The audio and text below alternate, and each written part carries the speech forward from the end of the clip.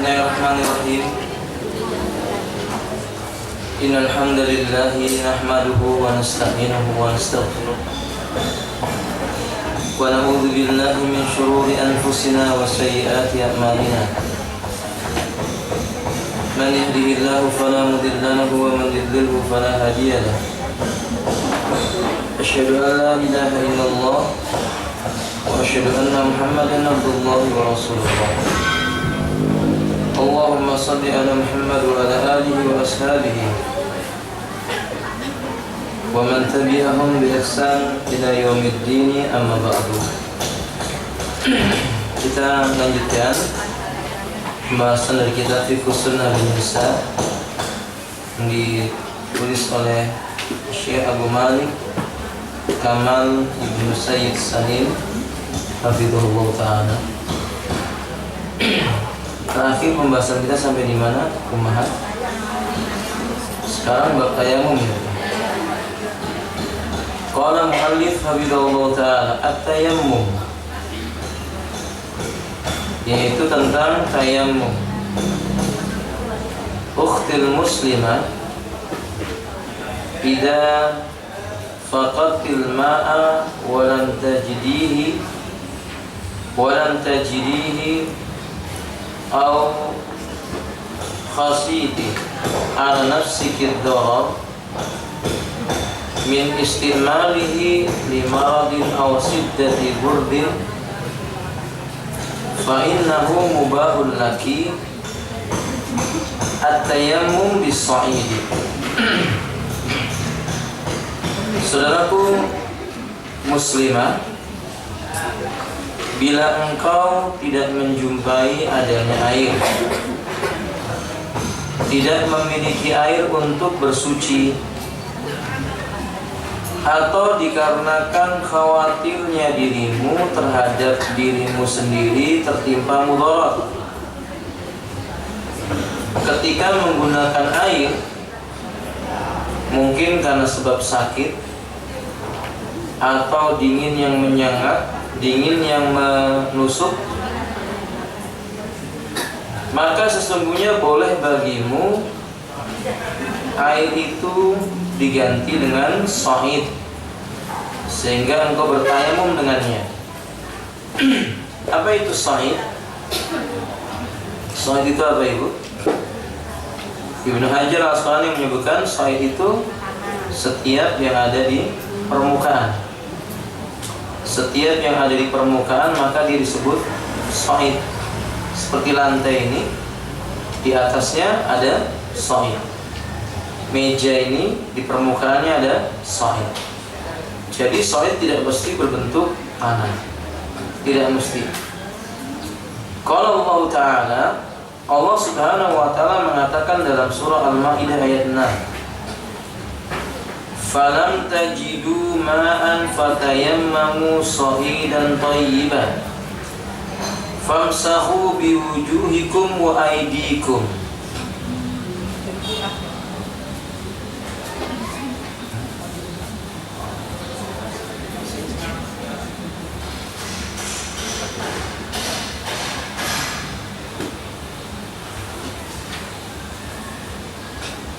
Beliau mengatakan dengan dalil firman Allah Ta'ala surah Al-Maidah ayat yang ke-6,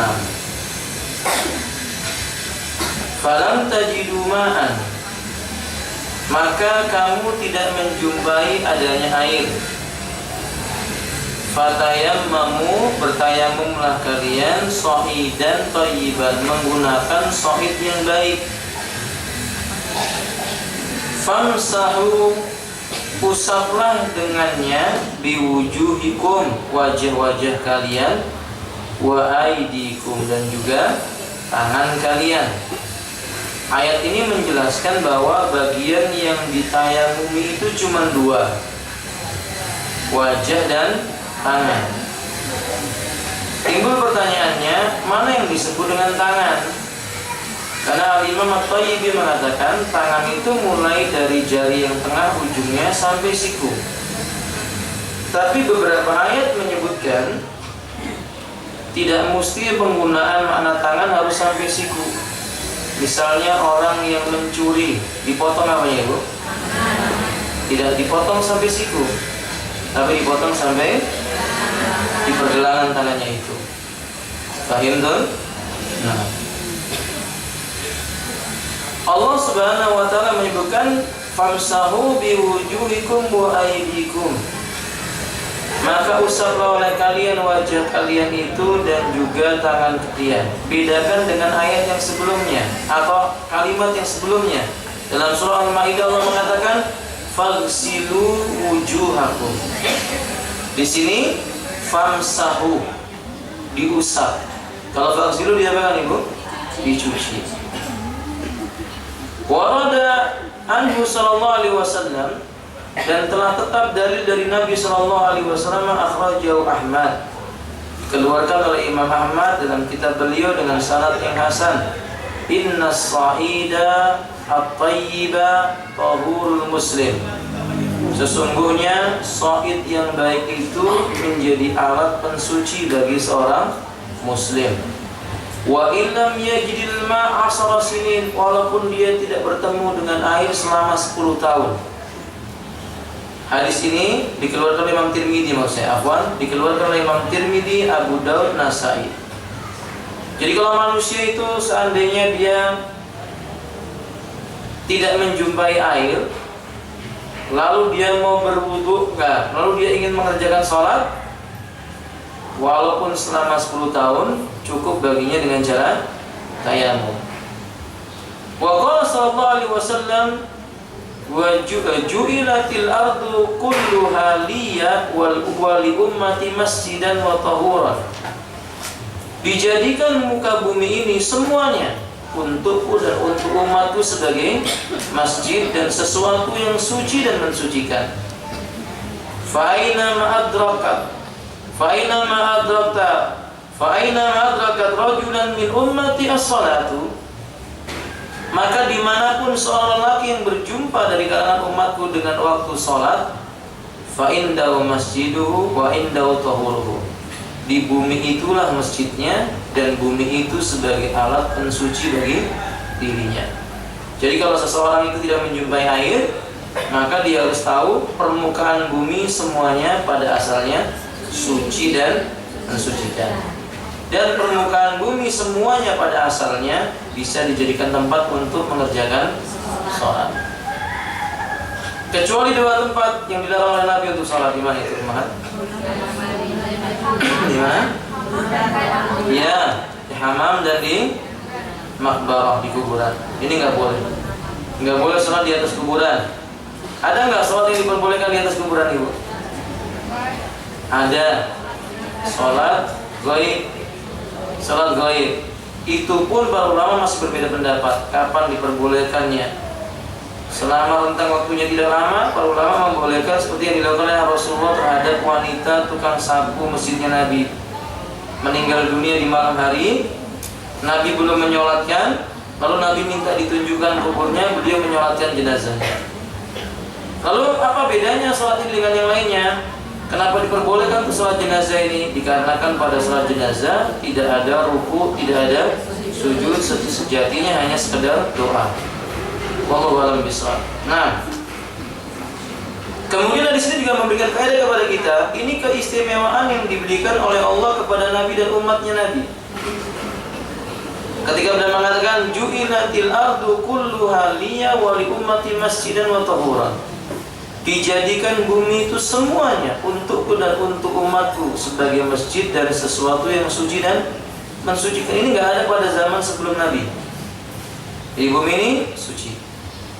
Faedah ini juga menunjukkan kepada kita bahwa Allah Subhanahu wa taala telah menundukkan bumi untuk orang yang beriman. Maka dimanapun orang beriman itu berada, harusnya dia menebarkan kebaikan. Tidak boleh menjadi penghalang di bumi ini katanya tidak bisa menebarkan kebaikan, tidak. Di semua tempat dia berusaha untuk menjadi sebab kebaikan baginya. Wallahu a'lam bishawab. Wa ruwiya an Amr ibn al-As radhiyallahu ta'ala anhu annahu lamma bu'isa fi ghazwati dzati salasil qala ikhtalantu fi lailatin baridatin shadidatil burdi fa asfaqtu in iktasaltu anna ahliku. Summa sallaitu bi ashabi salata subhi. Falamma qadamna ala Rasulillahi sallallahu alaihi wasallam dzakaru dzalika la. Faqala ya Amr, sallaita bi ashabika wa anta junubun? Faqultu dzakartu qaula Allah ta'ala wa la taqtulu anfusakum innallaha kana bikum rahima. Fatayammamtu summa sallaitu. Fadhahika Rasulullah sallallahu alaihi wasallam wa lam yaqul syai'a. Kata Amr bin As, Amr ibn As radhiyallahu ta'ala bahwa tatkala beliau diutus ke dalam sebuah peperangan yang disebut dengan Ghazwatu Dhatis Salasil, perang Dhatu Salasil, beliau berkata, di satu malam yang dingin, amat sangat dingin, aku bermimpi, yakni mimpi junub. Ya, kalau seandainya aku mandi, aku akan mengira celaka dan akan binasa. Maka kemudian aku sholat bersama sahabatku, belum mandi junub, yaitu sholat subuh. Ketika kami telah berada di hadapan Nabi Sallallahu Alaihi Wasallam, mereka menceritakan hal itu kepada beliau Sallallahu Alaihi Wasallam. Lalu beliau berkata, wahai Amr, apakah kamu sholat dengan sahabatmu dalam kondisi kamu junub? Aku berkata, aku sebutkan firman Allah Tabaraka wa Ta'ala, wala taqtulu anfusakum, dan janganlah kalian membunuh jiwa kalian. Innallaha kana bikum rahima, karena sesungguhnya Allah terhadap kalian itu maha menyayangi. Kata beliau, fatayamamtu, saya cuma tayamum wahai Rasulullah. Summa sholat itu, kemudian saya sholat. Fadhahika Rasulullah, Nabi pun tersenyum. Nabi tertawa melihat ucapan Ammar bin Yasir, walam yakul syai'a, dan Nabi tidak mengomentari apa-apa. Nah, hadis dalam riwayat Imam Abu Daud, Ahmad, Daruqutni, Al-Hakim dan Al-Baihaqi ini disebutkan dalam kitab Jami' Ahkam Nisa juga, memberikan faedah kepada kita bahwa yang dilakukan oleh Ammar bin Yasir ini benar. Buktinya Nabi tidak mengomentari. Sebab kalau keliru, tidak mungkin Nabi menunda penjelasan kepada perkara yang sangat dibutuhkan. Bukankah syarat sahnya sholat itu apa, ummahat? Suci dari hadas. Innallaha la yaqbalu sholata ahadikum idza ahdasa hatta yatawadda. Allah tidak akan menerima salat salah seorang di antara kalian dalam kondisi berhadas sampai dia berwudu. Tapi karena tidak ada air, maka dia tayamum. Maka tayamum mencukupi. Kedua, sesuatu yang tidak dikomentari oleh Nabi itu menunjukkan sesuatu itu hukumnya boleh. Dalam Islam kadang disebut dengan takrir, sikap diamnya Nabi terhadap kejadian yang ada di hadapan beliau. Jadi kalau Nabi tidak larang, maka itu hukumnya apa? Disyariatkan, atau kadang dimubahkan, dibolehkan begitu. Seperti Rasulullah SAW melihat seorang sahabat, yaitu Khalid bin Walid, makan daging dhab. Tahu dhab, kumahan? Kadal ya, kadal yang besar itu, kayak iguana dan semisalnya itu. Itu dhab. Dia makan rumput, sayur, serangga. Kalau biawak nggak boleh. Biawak ini makan bangkai. Nah, ketika Khalid bin Walid makan dhab, Nabi tidak mengomentari. Itu menunjukkan daging dhab hukumnya apa, Ibu? Halal atau mubah. Ya, boleh. Wallahu a'lam bishawab. Berikutnya, hadis ini juga memberikan faedah kepada kita. Islam punya kaidah, la dharar wa la dirar. Tidak boleh melakukan sesuatu yang memudaratkan diri sendiri dan tidak boleh memudaratkan orang lain. Islam tidak menyukai suatu perkara itu memudaratkan jiwa. Karena itu bukan tujuan Islam diturunkan oleh Allah. Islam diturunkan dalam rangka memperbaiki keadaan. Sehingga ketika Allah berkata, wala taqtulu anfusakum innallaha kana bikum rahima. Jangan kalian bunuh jiwa kalian sendiri. Sesungguhnya Allah itu terhadap kalian maha menyayangi. Allah sayang dengan hambanya. Tapi sungguh kebanyakan hamba itu zalim terhadap dirinya sendiri. Dari kaidah la dharar wa la dirar kita bisa memetik sebuah manfaat. Apa itu, Ibu? Kadang Allah Subhanahu wa taala mengharamkan sebuah benda, tidak disebutkan bendanya secara tegas, tapi dengan isyarat. Misalnya haramnya rokok. Allah nggak ada menyebut dalam Al-Quran rokok haram. Nabi tidak menyebut dalam hadis yang sahih rokok haram. Tapi Allah menyebut innallaha kana bikum rahimah. Sesungguhnya Allah terhadap dirimu maha menyayangi. Di sebelumnya Allah berkata wala taqtulu anfusakum, jangan kalian bunuh jiwa kalian sendiri. Pertanyaannya adalah merokok itu membunuh tidak, Bu? Ya kalau kamu disebut membunuh, merusak lah. Merusak nggak? Sangat merusak. Rokok itu merusak diri sendiri dan merusak orang lain. Merusak diri sendiri saja hukumnya haram, apalagi itu merusak orang lain.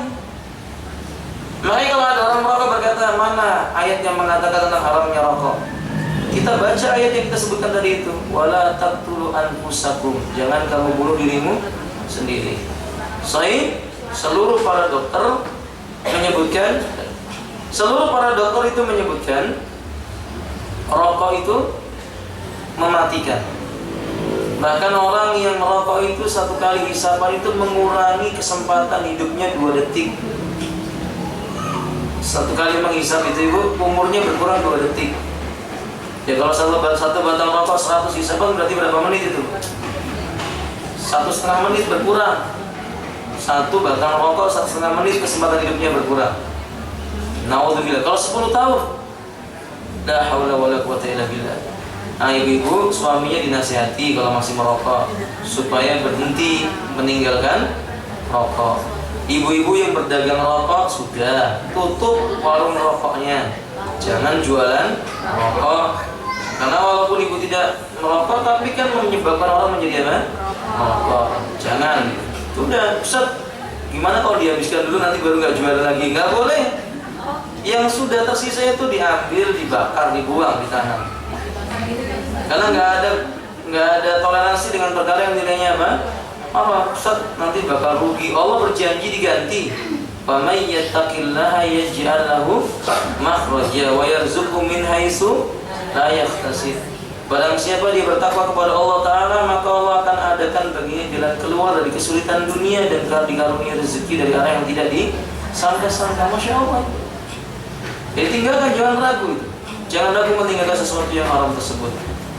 Termasuk dalam hal ini, yakni apa saja yang membunuh jiwa, merusak kehormatan jasad maupun kehormatan jiwa, hati, itu dilarang. Misalnya memakai pakaian yang tidak menutup aurat di luar rumah. Keluar rumah pakai tank top itu merusak kulit enggak? Iya, Bu. Bagus yang pakai cadar, alhamdulillah, tertutup semuanya. Bagus yang pakai jilbab besar, alhamdulillah, nggak kena sinar matahari. Antum nggak, ibu-ibu nggak perlu sibuk pakai apa namanya sunblock atau sunblack, Allah. Nggak perlu repot pakai itu, sudah ada. Ya? Saya lupa kalau saya salah, kalau tidak salah dalam surah Al-Maidah juga ya. Dalam surah Al-Maidah saya lupa ayat, nomor ayatnya. Nanti insya Allah di akhir pembahasan saya akan sebut. Nah, kalau begitu jual beli tank top boleh nggak, Bu? Ya boleh. Kalau ibu yang membeli orang berjilbab boleh. Siapa tahu suami wanita berjilbab itu suka istrinya apa? Bertank top di rumah. Ya boleh kalau seperti itu, nggak apa-apa. Nah, tapi kalau dijual sama orang yang datang dalam keadaan membuka aurat, ya jangan. Nanti ibu ditanya. Karena ada ayat yang berbunyi wala ta'awanu 'alal ismi wal udwan. Jangan tolong-menolong dalam berbuat dosa dan permusuhan.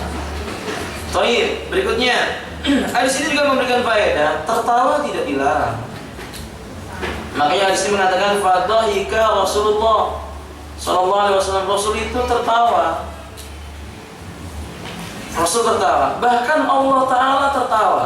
Cuma tertawanya Allah nggak sama dengan tertawanya makhluk. Ketika Allah Subhanahu wa Ta'ala memerintahkan seorang hamba, ya ibadi udkhuli jannati, wahai hambaku masuklah surgaku. Hamba itu melompat ke surga, ternyata dia mengatakan kanal jannatul mali, surganya sudah penuh. Dia keluar lagi. Kata Allah, masuklah surgaku wahai hambaku. Kata lelaki ini, wahai Rabbku yang maha mulia, apakah engkau mengejekku? Surganya sudah penuh. Kata Allah, masuklah. Ia pun masuk, lalu diberi oleh Allah satu buah pohon yang naungannya sepanjang perjalanan 500 tahun. Naungannya. Kemudian kata lelaki itu, bolehkah untukku hai Rabbku? Kata Allah, bila aku berikan kepadamu, apakah engkau merasa cukup? Cukup. Diberilah oleh Allah. Lalu Allah tampakkan sebuah rumah, batu batanya dari emas, pintunya dari perak, atapnya terbuat dari lu'lu' dan marjan, pasirnya terbuat dari seperti za'faran, jadi sesuatu yang wangi. Maka dindingnya tembus pandang karena saking indahnya.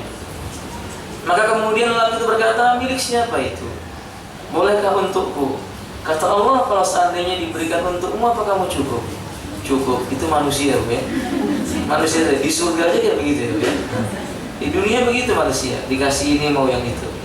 Maka diberi oleh Allah Subhanahu wa taala rumah itu, dan Allah Subhanahu wa taala tersenyum melihat hambanya. Ini menunjukkan bahwa tertawa atau tersenyum itu baik selama tidak melampaui batas.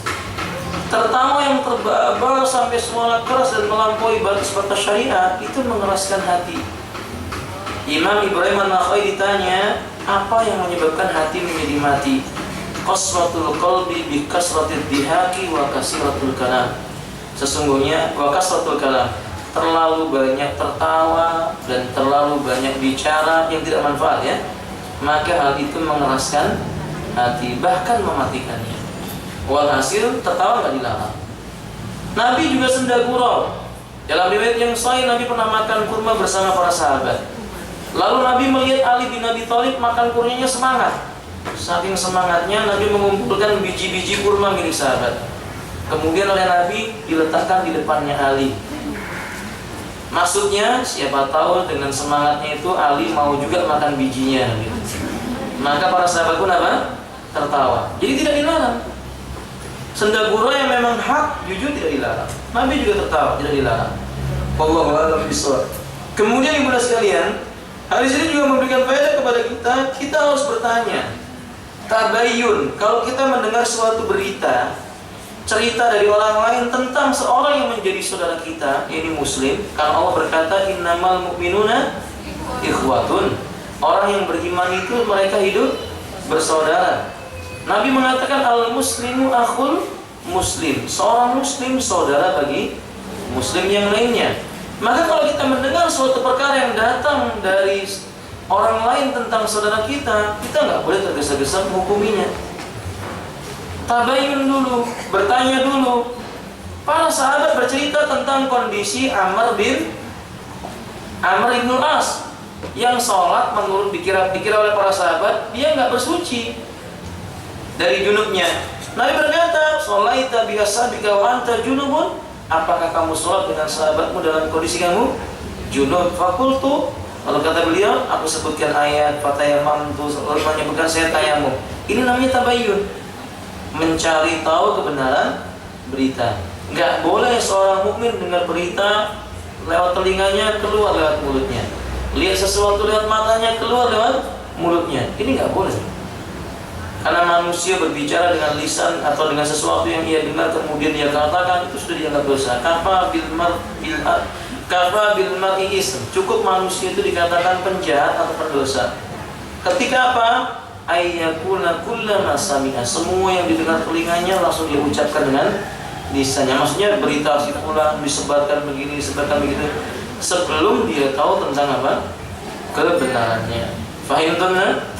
Paham ya? Nah, ini penting. Ini faedah besar dalam hadis ini. Kemudian bila sekalian rahimahullah, maka kalau seandainya seseorang itu keliru, tugas orang yang mendengar menasihati. Kalau benar, maka mendukung kebenarannya. Wallahu a'lam bishawab. Terakhir, tayamum itu disyariatkan.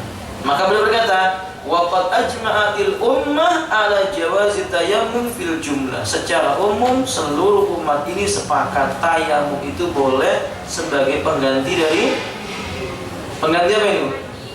Mandi dan wudu. Faedah. Mata isu tayamum. Kapan sih tayamum itu disyariatkan? Penting dicatat, kalau dalam kitab-kitab para ulama disebut sesuatu disyariatkan, maka makna disyariatkan itu dua, imma wajib wa imma mustahab. bisa jadi artinya wajib dan bisa jadi artinya disukai atau disunnahkan. Misal saya berkata, disyariatkan sholat tahiyatul masjid. Berarti hukum sholat tahiyatul masjid apa Ibu? Bisa jadi wajib, bisa jadi mustahab atau sunnah. Kalau saya berkata berjilbab itu disyariatkan, maka berjilbab itu hukumnya apa? Nggak mungkin sunnah, pasti wajib. Memendekkan celana bagi laki-laki disyariatkan, maka apa hukumnya Bu? Bisa wajib, bisa sunnah. Dan yang benar apa? Wajib. Wajib bagi laki-laki celananya tidak menutupi mata kaki, tidak menutupi mata kaki. Wallahu a'lam bishawab. Kemudian yusra'u tayammum fi halatain. Tayammum itu disyariatkan di dua keadaan. Berarti tidak setiap keadaan, cuma dua. Pertama, inda idamil ma'i sawa'un fil hadari awis safar. Di saat tidak menjumpai adanya air. Sama saja apakah dia itu mukim ataukah dia sedang di perjalanan. Pokoknya kalau dia nggak ketemu air, tayammum boleh. Kedua, inda ta'adur istimali limaradin. Berdasarkan hadis yang kita bacakan dari Amr ibn Asad itu, ya ini ketika uzur, terhalang menggunakan air disebabkan sakit atau yang semisal daripada sakit, karena takut dengan dingin dan semisalnya. Allah Ta'ala, kata Allah Subhanahu wa Ta'ala dalam surah Al-Maidah ayat 6, wa in kuntum marda, dan jikalau engkau dalam kondisi sedang sakit, aw ala safarin, atau dalam kondisi safar. Apa safar itu Kak Umat? Jalan-jalan. Apa safar itu?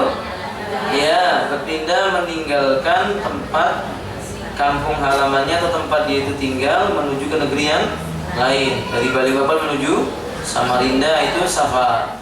Dari Balikpapan menuju Kuta itu dianggap safar. Au jaa ahadun minkum minal ghaib, atau salah seorang di antara kalian telah datang dari arah tempat buang hajat. Maksudnya bukan keluar dari WC, tapi karena habis BAK atau BAB. Ini bahasa yang lembut dalam Islam, dalam Quran. Au lamastumun nisa, dibaca dengan kalimat panjang, au lamastumun nisa, atau disebabkan kalian menyentuh wanita. Apakah menyentuh yang dimaksud berpegangan atau tersentuh? Tidak. Ibnu Abbas telah kita terangkan pada pertemuan sebelumnya bahwa makna lamastumun nisa itu artinya adalah mengumpuli istrinya. Nanti kita lihat dari sisi pendalilannya. Falam tajidu ma'an, lalu dia tidak berjumpa dengan air. Fatayammamu, maka hendaklah engkau bertayamum. Lihat, saya mau tanya sama ibu, jika kamu dalam kondisi sakit, sakit ini termasuk apa? Udzur. Maka kalau ada orang yang sakit junub, cukup apa ibu? Tayamum. Dan atau kamu dalam kondisi safar, ini termasuk apa ibu? Safar dalam kondisi apa? Udzur juga. Udzur juga dalam kondisi safar, nggak ketemu air, maka dia apa? Tayamum. Atau kamu habis buang air besar atau buang air kecil, ini termasuk hadas apa? Buang air besar, kalau hadas besar bu? Dia kata BAB hadas? Kalau begitu saya perlu tanya sama ibu-ibu, apa bedanya hadas besar sama hadas kecil?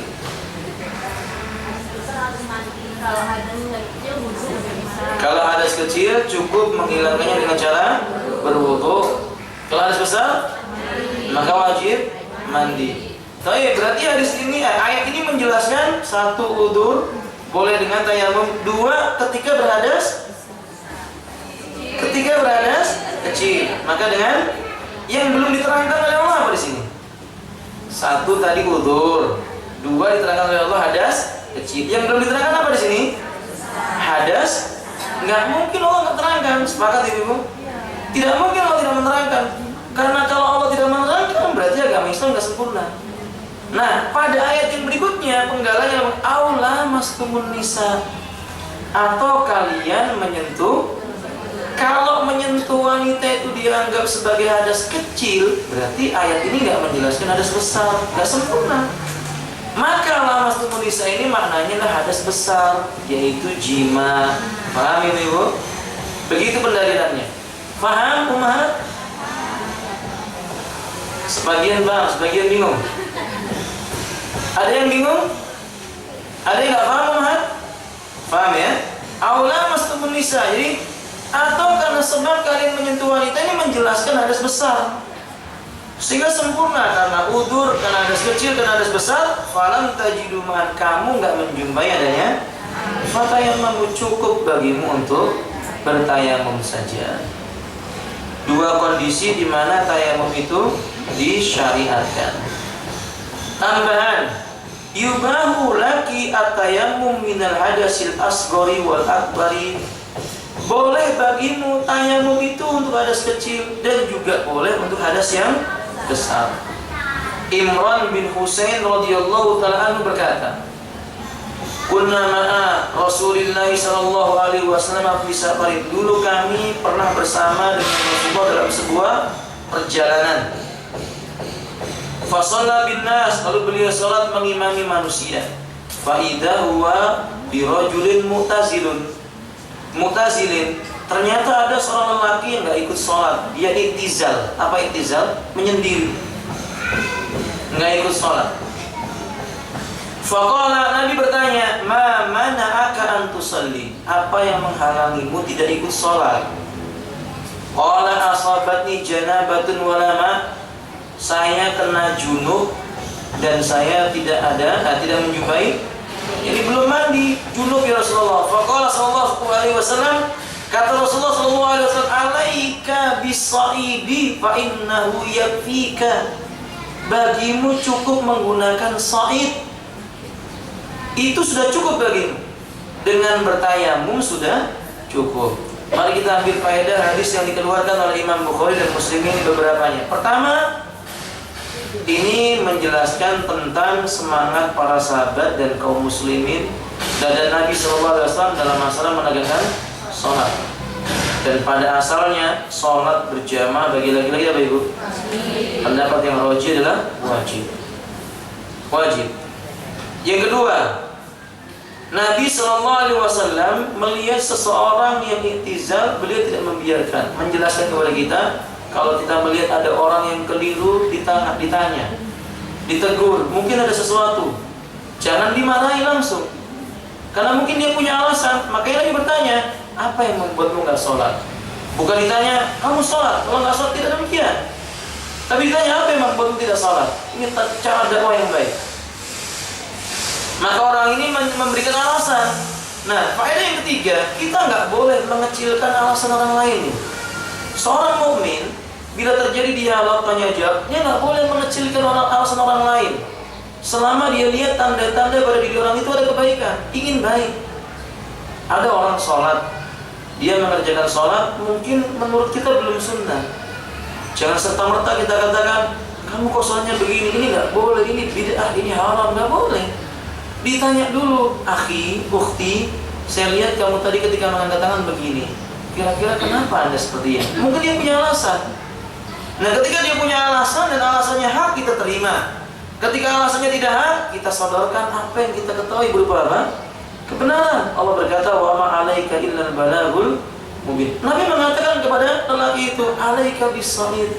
Cukup bagimu menggunakan debu, fa innahu yakfi. Sudah cukup bagimu sebagai bentuk bersuci, yaitu tayamum.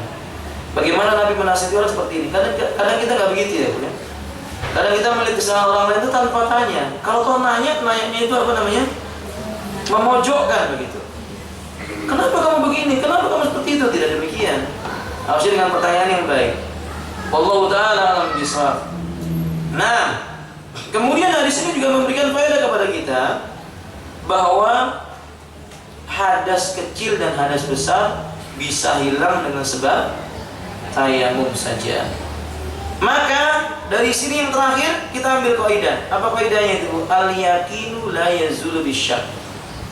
Yang meyakinkan dalam suatu perkara agama tidak boleh digugurkan dengan sesuatu yang meragukan. Secara meyakinkan secara hukum agama, orang kalau tayamum sudah suci.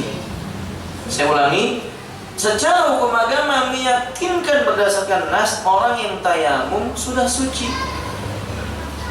Maka kita tidak boleh ragu untuk melakukan suatu amal ibadah hanya karena kita misalnya belum mandi atau belum berwudu karena nggak dijumpai air. Karena sebagian orang yang boleh sekali, masya Allah, ada orang yang bekerjanya, ya mungkin di tempat bulingsi ada yang kerja sebagai tukang, dia bikin sesuatu di tempat bulingsi ini. Kadang kita katakan misalnya ketika kenapa nggak sholat, Pak, mari sholat. Alasannya nih, pakaiannya apa? Kotor.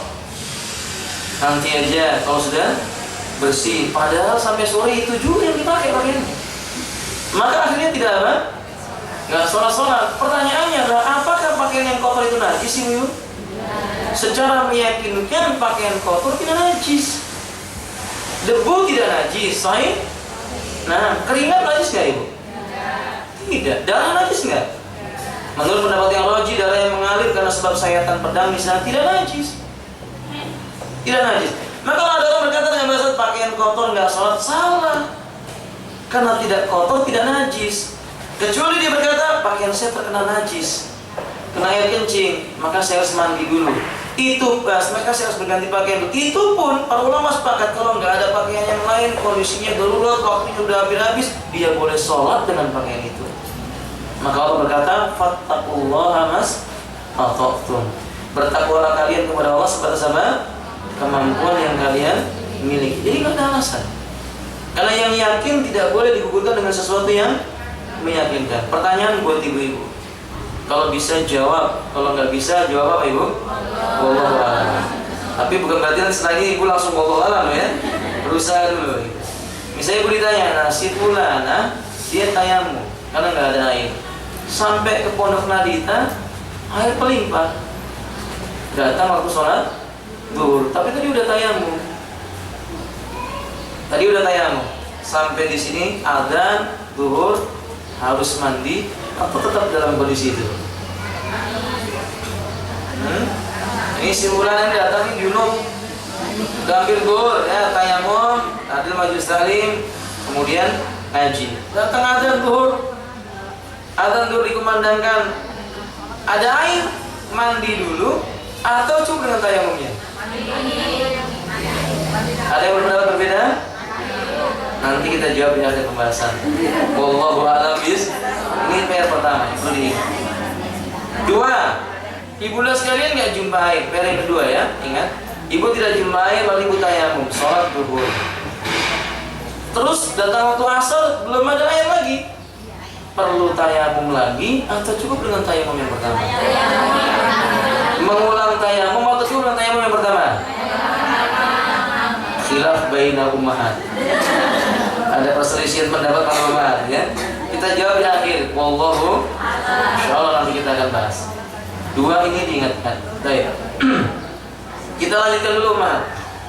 Idza kana biki da'un fi ba'di jismiki bihaitsu la tastati'ina istimal al-ma' fatayammumi wa shalli fil waqti. Hada qawlu ba'dil ulama'i wa dhaba ba'dhum ila annaki taghsilina ma qadarti alaihi wa tatayammumin lil baqi lakin al-iktisar ala tayammum huwa ar-rajih li anna al-aqwa dalilan id la yajma' bain al-asl al-wudu' wal badal tayammum al-asahhi. Kata beliau, bila Anda ukhtil muslimah di sebagian tubuh Anda ada penyakit, luka misalnya, sehingga tidak bisa Anda menggunakan air atau bagian yang luka terkena air, lalu Anda junub, maka bertayamumlah Anda, lalu sholatlah Anda di waktu sholat itu datang. Inilah pendapat yang dipilih oleh sebagian ulama. Tapi sebagian ulama lagi berpendapat tidak. Engkau hendaknya mandi di bagian yang mampu tersiram air, di bagian yang lainnya ditayamumkan. Faham Ibu? Lukanya pada bagian wajah dan tangan, maka Ibu siram bagian badan. Nanti di bagian wajah dan tangannya ditayamumkan. Fahim tunna? Ini pendapat sebagian para ulama. Tapi kata beliau selanjutnya, cukup bagimu dengan tayamum saja. Inilah pendapat yang paling rajih dan paling kuat, dalilnya mengarah kepada pendapat yang paling benar insya Allah. Dalam kitab Majmu' Fatawa Syekhul Islam Ibnu Taimiyah menjelaskan hal ini, dan ini pendapat yang dipilih, cukup dengan tayamum. Kenapa?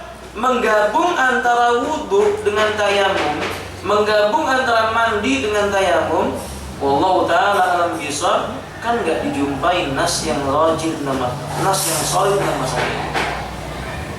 Ya, maka kita beramal kembali kepada apa? Nas. Tayamum itu rukhsah dan bisa dilakukan. Kenapa kita nggak ngambil yang rukhsah? Bukankah akhlaknya Nabi kalau menjumpai dua perkara maka selalu pilih yang mana? Yang paling mudah, yang paling ringan. Bukan bermudah-mudah, tapi mengambil yang paling ringan dan paling mudah. Wallahu a'lam bishawab. Fahimti? Fahimtunna? Idza aradta al-wudu awil ghusla wa lam yakun indaka illa miqdara min al-ma'i tahtaji nihi lil akli aw syurbi aw tabghi aw izalati najasati fatayammumi wa waqtafidi bil ma'i, kata beliau, bila engkau hendak berwudu atau mandi tapi air yang ada padamu sedikit, mungkin kamu perlukan untuk makan, minum, atau hal-hal yang menghilangkan najis yang menempel di jasad. Ada air cuma 1 botol, ibu gunakan untuk wudu nggak cukup. Ini air untuk bekal minum, sama kalau ada kena najis di tangan buat menyiram yang najis. Maka bagi Anda cukup gunakan untuk menyiram yang najis, dan jangan wudu dengan air 1 botol ini, karena dia dibutuhkan. Dia dibutuhkan. Cukup bagi Anda dengan tayamum saja. Dulu ada seorang lelaki yang tanya kepada Nabi, wahai Rasulullah, tapi ini kalau kondisinya di lautan. Ketika aku berada di lautan, kemudian aku tidak membawa air kecuali bekal untuk minum, apakah aku boleh tidak berwudu? Maka Nabi mengatakan air laut itu suci dan bersih, maka diperintahkan untuk bersuci dengan air laut. Kesimpulannya yang kita ambil faedah adalah bahwa air yang dibawa oleh lelaki itu kebutuhan hidupnya, untuk makan, untuk minum. Kalau digunakan untuk wudu nggak bisa. Kalau Anda di daratan nggak mungkin ke laut. Ketika Anda berada di gunung, nggak menjumpai air, di padang pasir nggak menjumpai air laut, air yang ada pada perbekalan Anda nggak mungkin dipakai wudu, cukup dengan tayamum saja. Ini memberikan faedah kepada kita, ad-dinu yusrun. Agama ini agama yang mudah. Yassiru wa la tu'assiru. Dan sifat agama Islam itu mengajak yang mudah, melarang mempersulit manusia di dalam beragama. Wallahu a'lam bishawab. Beda dengan agama yang lain. Agama Nasrani itu memperberat diri. Agama Yahudi meremehkan. Agama Islam antara sikap memperberat diri dan meremehkan. Dia berjalan di tengah-tengah. Wallahu a'lam bishawab. Nah, lalu penulis berkata, "Bidallahu ta'ala, idza dhaqa 'alaiki waqtas shalah, bihaisu law istamaltil ma'a fatal waqtu."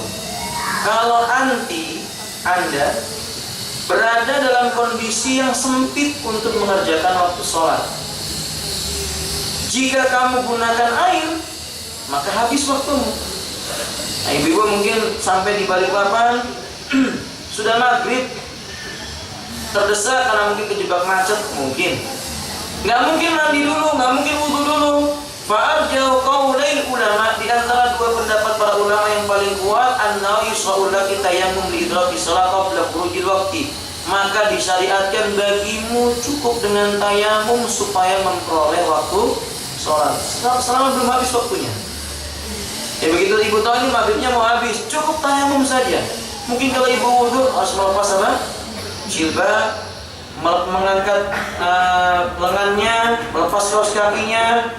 Kemungkinan juga baju yang besarnya dilepas dulu, sehingga membutuhkan waktu 10 menitan. Karena memang wanita itu begitu, Bu, ya. Saya nggak ibu, wanita itu Masya Allah banyak waktunya harus tersita untuk apa? Bajunya. Kadang kalau suaminya berkata, ayo cepat, kata istrinya, duluan aja. Kamu duluan, Bin, nanti saya nyusul. Ditunggu aja lambat. Kok nyuruh apa? Duluan. Wanita itu begitu, ya. Oh, laki-laki belak-belak selesai. Soalnya coba wanita udah baik dulu, lihat kaca dulu, bener atau enggak. Nah, sudah bener itu masih bingung, kebas-kebas kanan kirinya. Kaos kakinya juga masih dilihat dulu, cium-cium, padahal namanya kaos kaki bau, dicium juga, masya Allah. Sahih? Sahih amla? Wallahu a'lam bishawab. Ini membawa waktu. Nah, makanya setelah itu kalau seandainya waktunya mepet, sudah harus sholat maghrib, khawatir habis waktunya, ya dia cukup dengan tayamum saja menurut pendapat yang kuat. Wallahu a'lam bishawab. Kemudian kata beliau selanjutnya, wa huwa madhabu Abi Hanifah wa Malik wa Ibnu Hazm wa ikhtiyar Syekhul Islam Ibnu Taimiyah rahimahullah taala. Inilah pendapat yang dipilih oleh Abu Hanifah. Demikian pula Imam Malik, juga Imam Ibnu Hazm, dan pendapat ini yang dipilih oleh Syekhul Islam rahimahullah taala, diterangkan dalam kitab Al-Muhalla, kitab Al-Mughni, kitab Al-Awsat dan Majmu' Al-Fatawa. Wal aslu fihi, dasar hukum yang mendasari ini adalah hadisnya Abu Jahil Al-Ansari radhiyallahu ta'ala anhu qala akbara Rasulullah sallallahu alaihi wasallam min nawi bi'rin jamal falaqi rajulun fasallama alaihi falam yarudda Rasulullah sallallahu alaihi wasallam hatta ta'ala jidari famasaha biwajhi wa yadayhi summa radda alaihi assalam. Terjemahkan Bu, supaya nggak ngantuk umat. Baca terjemahnya. Suatu hari Rasulullah SAW datang dari arah Sumur Jamal. Lalu seorang sahabat bertemu beliau dan mengucapkan salam. Namun Rasulullah SAW tidak menjawabnya. Beliau mendatangi sebuah tembok, kemudian menyapu wajah dan kedua tangannya atau bertayamum. Setelah itu barulah beliau menjawab salamnya. Iya. Ketika Rasulullah itu datang dari arah Sumur Jamal, beliau dalam kondisi sedang berhadas. Lalu berjumpa dengan seorang laki. Laki-laki itu mengucapkan salam. Nabi tidak membalas langsung salamnya. Sampai Nabi, kata sahabat Abi Jamal Ansari, mendatangi dinding. Lalu beliau mengusap dengan dua telapak tangannya.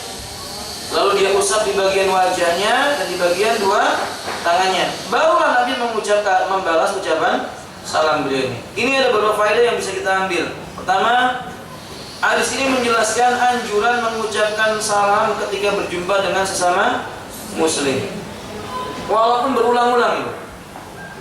Dalam riwayat yang lainnya Nabi berkata afsus salam, tebarkanlah salam.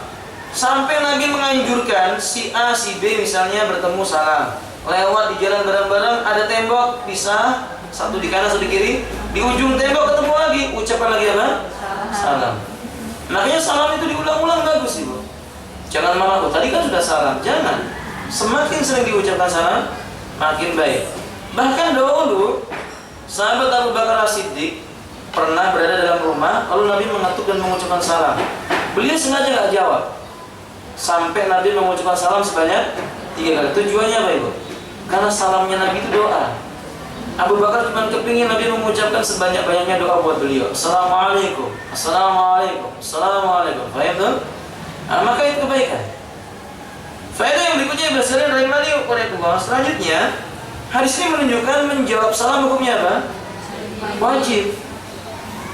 Tapi memberikan bukti bagi kita, tidak mesti menjawab salam itu langsung, mubasyarah.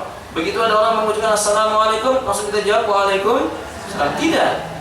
Tidak mengapa. Makanya kalau ibu-ibu misalnya SMS, ada mengucapkan apa? Assalamualaikum, nggak dibalas-balas, nggak mengapa.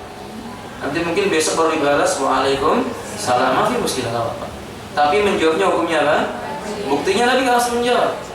3, ini menunjukkan bukti Nabi suka dan menganjurkan berzikir mengingat Allah atau berdoa itu dalam kondisi suci, baik dari hadas kecil maupun dari hadas yang besar. Ini kan Nabi menunjukkan bahwa Nabi dalam kondisi berhadas.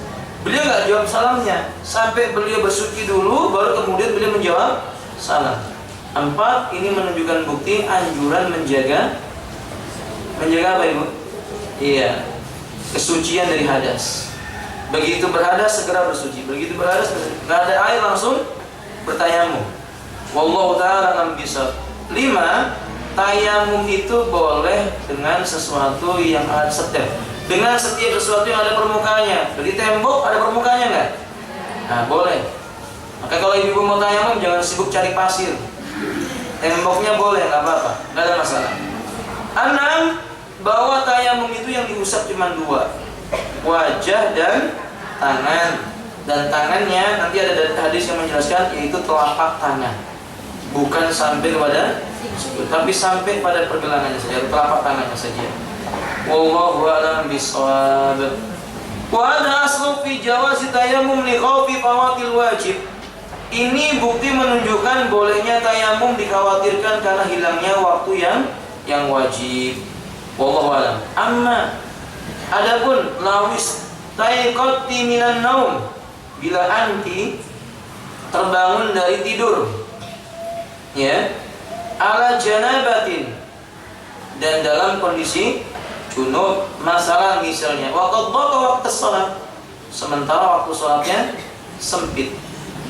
Ibu bangun sholat subuhnya kesiangan, junub lagi.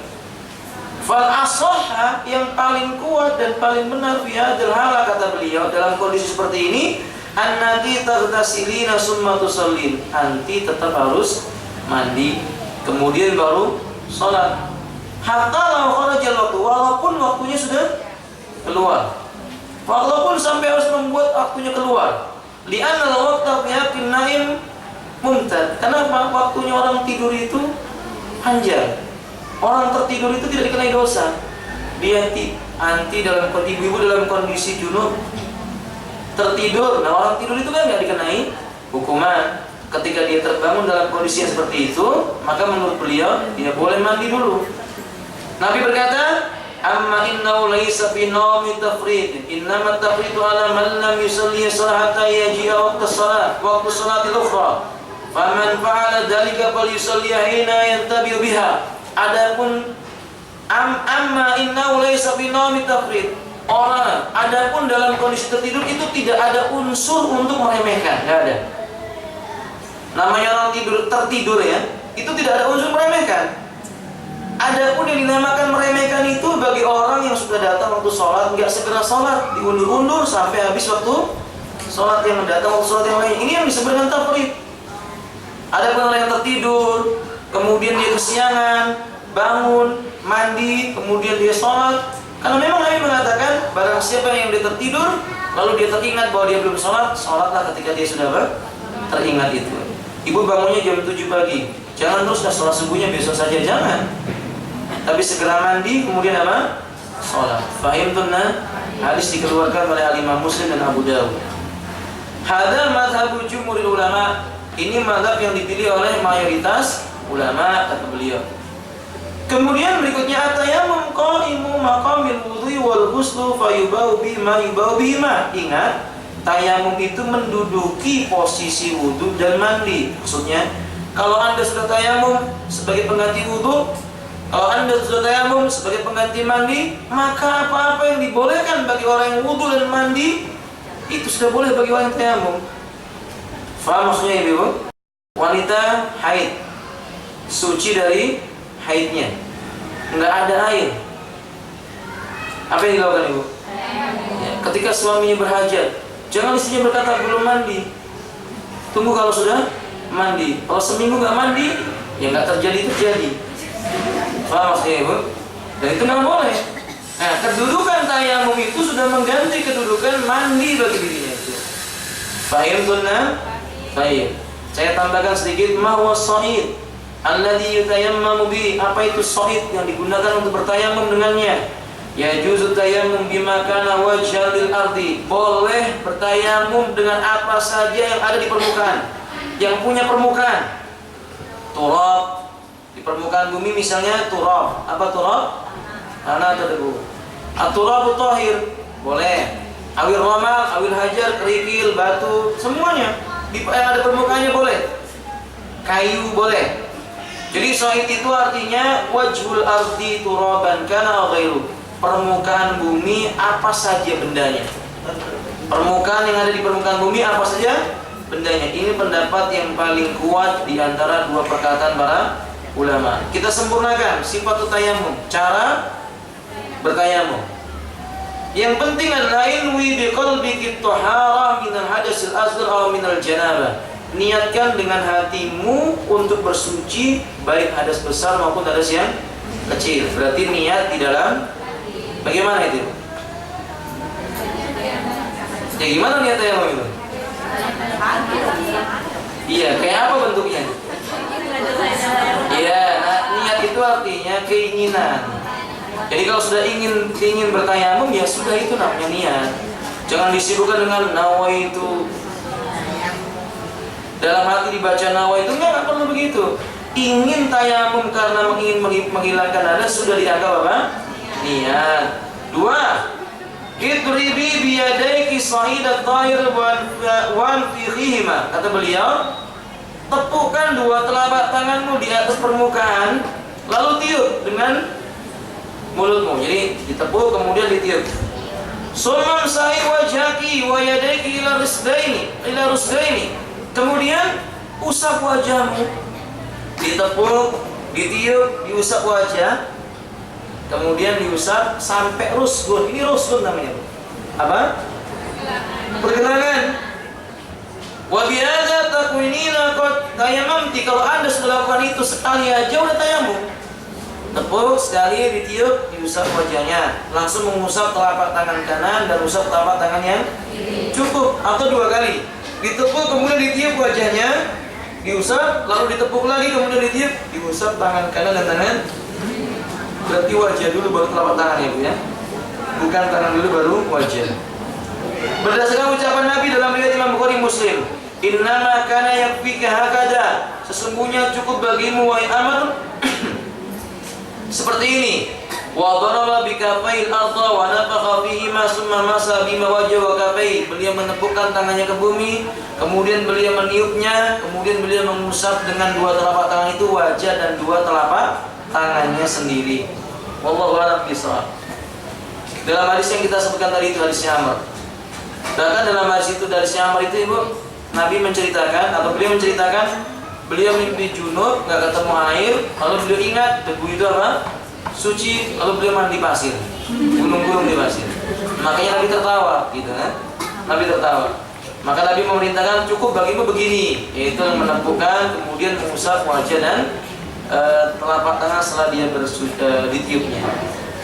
Demikian Ibu sekalian tentang tayamum. Semoga bermanfaat. Subhanallah. Assalamualaikum warahmatullahi wabarakatuh.